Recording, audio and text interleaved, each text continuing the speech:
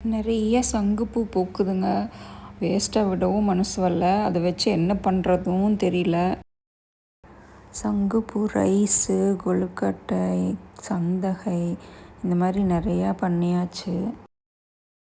எப்படியாவது இந்த சங்குப்பூவை சாப்பிடணும். என்ன பண்ணலான்னு யோசிக்கும்போது தான் இந்த சாபுதானா கிச்சடி ஞாபகத்துக்கு வந்தது. சங்குப்பூ சாபுதானா கிச்சடி பண்ணலாமா? அதுக்கு 1 கப்பு ஜவ்வரிசி சாபுதானாவை நல்லா கழுவி எடுத்து வச்சுக்கோங்க. 30 சங்குப்பூவை கொதிக்கிற தண்ணியில் போட்டு ஒரு 5 மினிட்ஸ் மூடி வச்சு அந்த தண்ணி எடுத்து வச்சுக்கோங்க.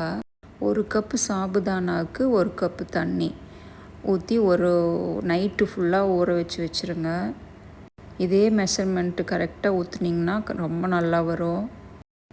காலையில் எடுத்து பார்த்திங்கன்னா நல்லா ப்ளூ கலரில் பார்க்குறக்கே அவ்வளோ நல்லாயிருக்கும்.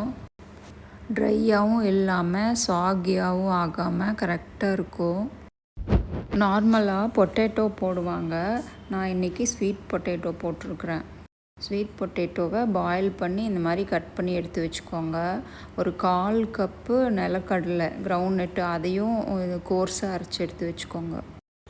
தாளிக்க சீரகம், கருவேப்பிலை, இஞ்சி, பச்சை மிளகாய், தக்காளி பொடி பொடியாக கட் பண்ணி வச்சுருந்தது, பாயில் பண்ணி வச்சுருந்த ஸ்வீட் பொட்டேட்டோ இதெல்லாம் போட்டு மிக்ஸ் பண்ணிவிட்டு நம்ம ஓவர் நைட் ஊற வச்சுருந்த சாபுதானா, சால்ட்டு இதெல்லாம் போட்டு நல்லா மிக்ஸ் பண்ணி கொடுங்க. அரைச்சி வச்சுருந்த பீனட்ஸும் இதில் போட்டு நல்லா மிக்ஸ் பண்ணி ஒரு 3 to 4 மினிட்ஸ் மூடி வச்சுருங்க. வெந்துருச்சுன்னா நல்லா டிரான்ஸ்பரண்ட்டாக தெரியும். அந்த டைம் நிறுத்திட்டு கொத்தமல்லி இலை தூவி இறக்கிடுங்க. கொஞ்சம் டிஃப்ரெண்ட்டான சாபுதானா கிச்சடி ரெடி.